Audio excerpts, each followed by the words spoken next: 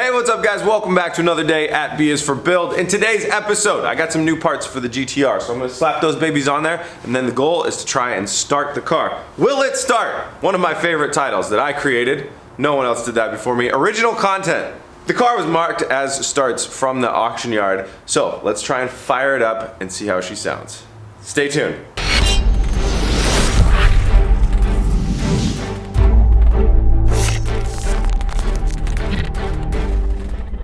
Probably pretty obvious to a lot of you guys that I'm sick. I'm just getting over a cold. I feel okay. I sound ridiculous, but let's just not think about it and keep moving on. I got a lot of work to get done, so I'm not even gonna think about it. Travis from Canyon Sport Wrap, the guy who wrapped our 240Z. I'll put a link to his site in the description, guys. If you need your car wrapped near the Pacific Northwest, hit him up.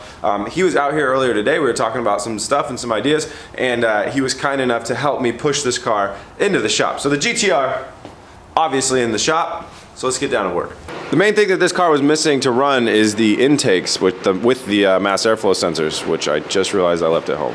The car should still be able to start without a mass airflow sensor. That's how every other car I've ever worked on is. It'll just use a base map, but the other weird thing is that we have an aftermarket tune with different injectors and fuel pumps, so we may be like really overfueling this thing.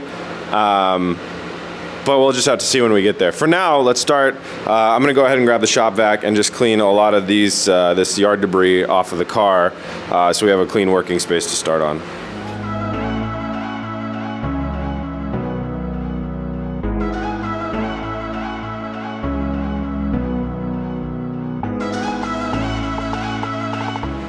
All right, now that we got the engine bay a little bit more clean, sorry, don't mind the bubble wrap.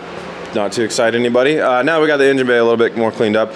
We're gonna move over to the intakes. So intakes go on to right here, and a turbocharged application, that's just obviously bringing the cold air into the turbocharger. So you're gonna have a mass airflow sensor so it can guess how much, or so it can measure how much air is coming through, air filter, and a tube that goes straight in there. So this is something that I could build, but it was actually pretty cheap to buy as well.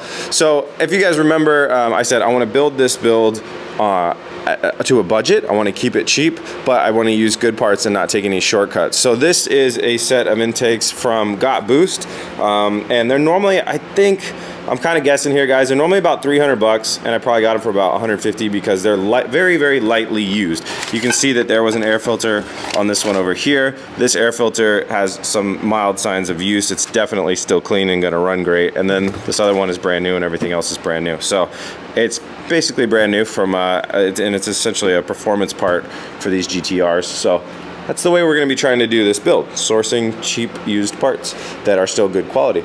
So I don't have the instructions. I'll look for them online, and then I'll figure out how to connect these things up, minus the MAFs. I'm trying to convince Chelsea to bring the MAFs from the house out here tonight so we can fire this baby up and have it run right, but we'll see. Let's get those on for now.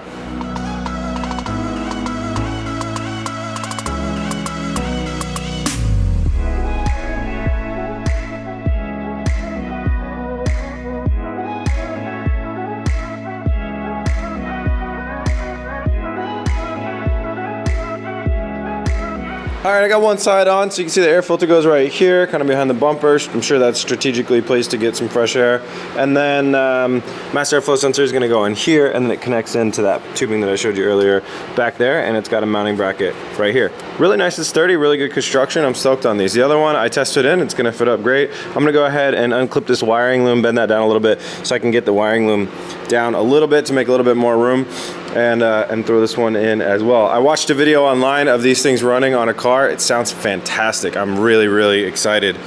This car altogether with this air intake system, our blow-off valves that I'm getting, and the exhaust that we're putting on it is gonna be, it's gonna be a very good sounding car, which is exciting. All right, let's get this intake finished up.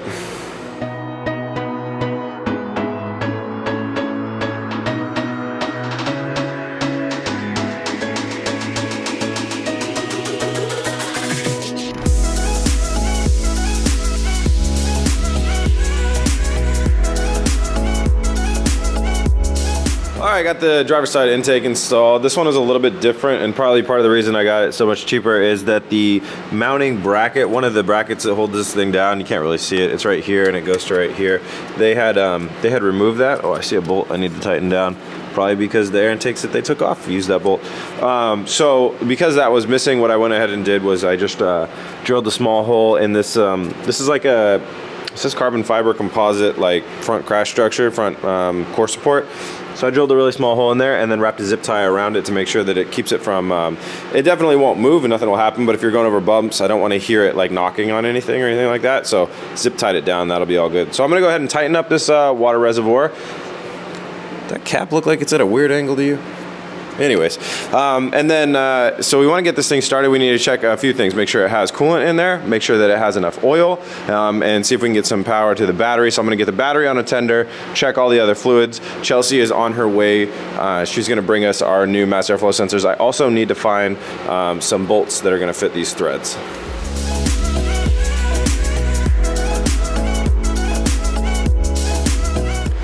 All right, our little startup checkup went just fine. We have enough fluid in here and this cap was on the correct way. It just sits at a weird angle. There is oil in the car. We'll change that before we actually drive it, but just for a startup, that's gonna be fine. The battery was flat dead, so we are in the process of charging that up. Now, while we're waiting for Chelsea to arrive with the maps, let's go ahead and I think it's time to install the brakes. I don't see why not. So we have the used rotors and calipers that actually came off of this vehicle. So I'm gonna go ahead and start on this front passenger side and try and pop this wheel off and install the brake caliper and rotor.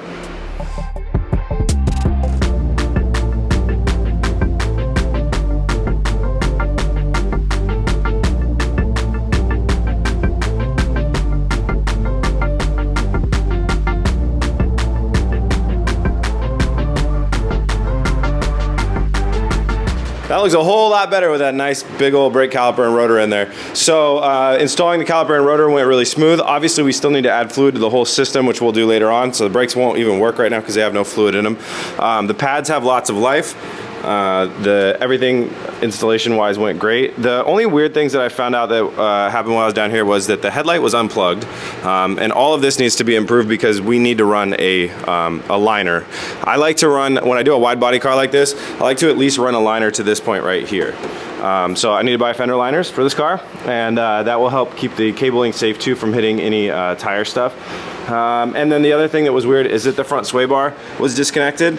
So the nut that goes on the back of the front sway bar is missing. So I'll buy a nut and we'll throw that on there. That was probably undone when they went to pull the air suspension off of the car before it went to the insurance yard and they put the stock suspension back on. So not a big surprise there. Nothing terribly wrong. Let's go ahead and move over to the driver's side and do the same thing.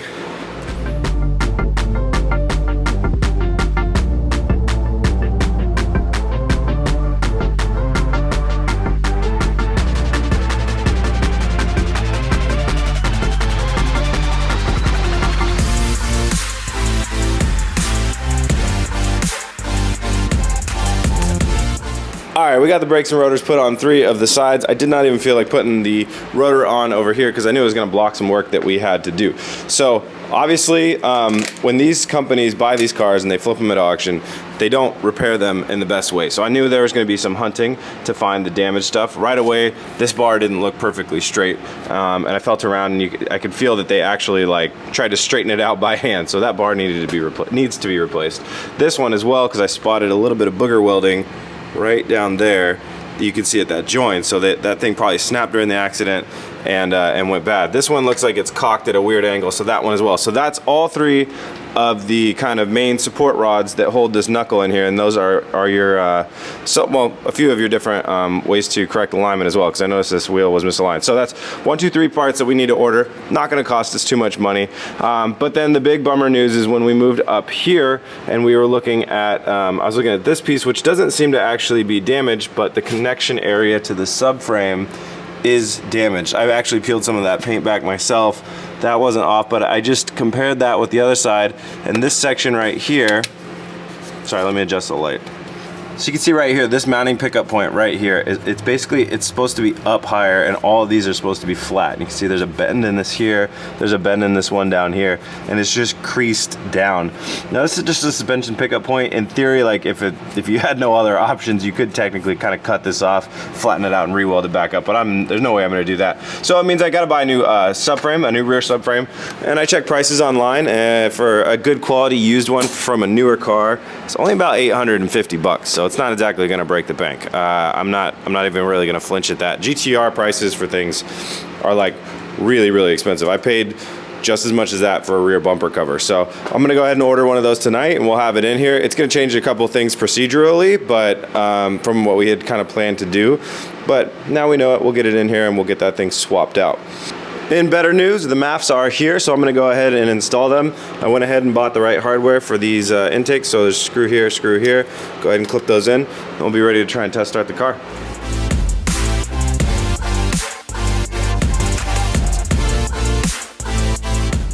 All right, so I know my infinity key works because it has unlocked the steering wheel for us before. So one press of the power button, and then I'm gonna hit the brake and we're gonna give this thing a start.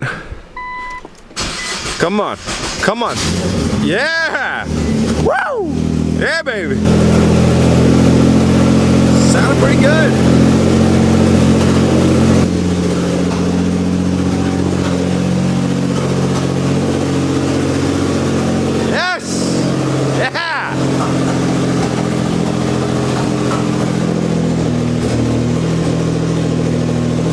Says we got a few problems. It says we have absolutely no gas, which I'm not sure if that's true. VDC, I'll have to Google what that is. That's probably some, and then it's saying engine system malfunction, so we are gonna have to dig into that a little bit. We've got good engine oil pressure though, and all of our temps are reading right and everything else like that, so that's a really good sign. That's really awesome. The car starts. We'll figure out how the transmission is in the next episode. Sorry, I'm standing outside because I don't want to get all that exhaust fumes. The fuel being completely like bottom of the tank low.